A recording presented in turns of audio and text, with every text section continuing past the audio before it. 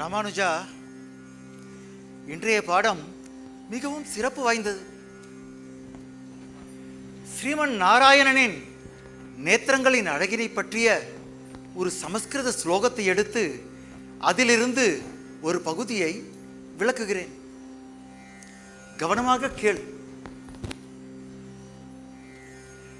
தஸ்ய யதா கப்யாசம் புண்டரீகம் ஏவ அக்ஷினி. கப்யாசம் என்றால் வானரங்களின் விருஷபாகத்தை குறிக்கும். புண்டரீகம் என்றால் தாமரை.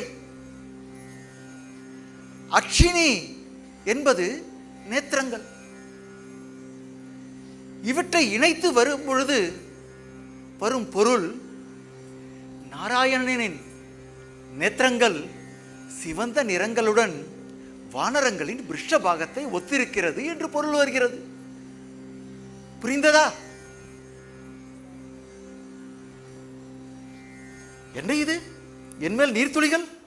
ராமானுஜா, இப்படி வா. என்ன ஆயிற்று? எதற்காக இப்பொழுது அழுகிறாய்? தாங்கள் இப்போது கூறிய விளக்கத்தை என் மனம் ஏற்க மறுக்கிறது சுவாமி. என்ன? ஓஹோ, குருவியை மிஞ்சிய சிஷ்யனாக ஆகிவிட்டாயோ நீ?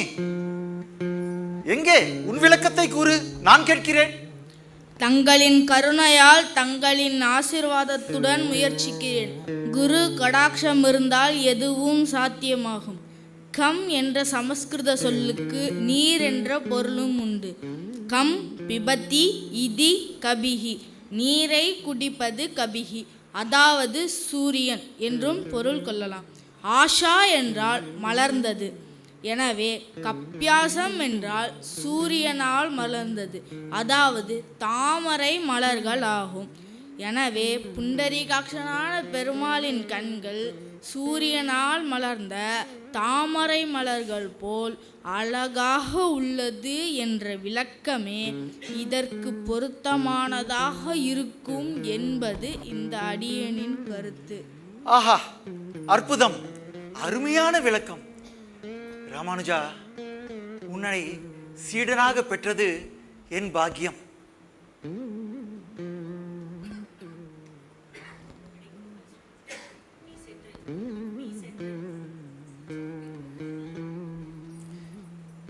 சரி சரி, நீ சென்று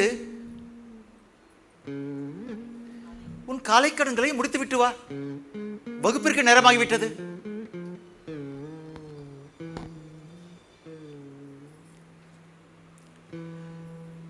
இந்த ராமானுஜன் அறிவில் சிறந்து பாடங்களின் பொருள்களின் விளக்கங்களை கூறுவதை பார்த்தால் இவன் ஒரு தெய்வீக பிறவி என்றே தோன்றுகின்றது. நிச்சயமாக இவன் பிறப்பில் ஒரு தெய்வீக ரகசியம் இருக்க வேண்டும்.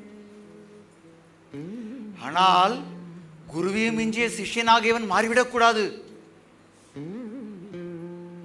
அத்வைத சித்தாந்தத்தில் முதன்மை ஆச்சாரியன் என்ற பெயர் எம்மை விட்டு அகலாமல் பார்த்து கொள்ள வேண்டும். அதற்காக என்ன செய்வது என்று யோசிக்கலாம்.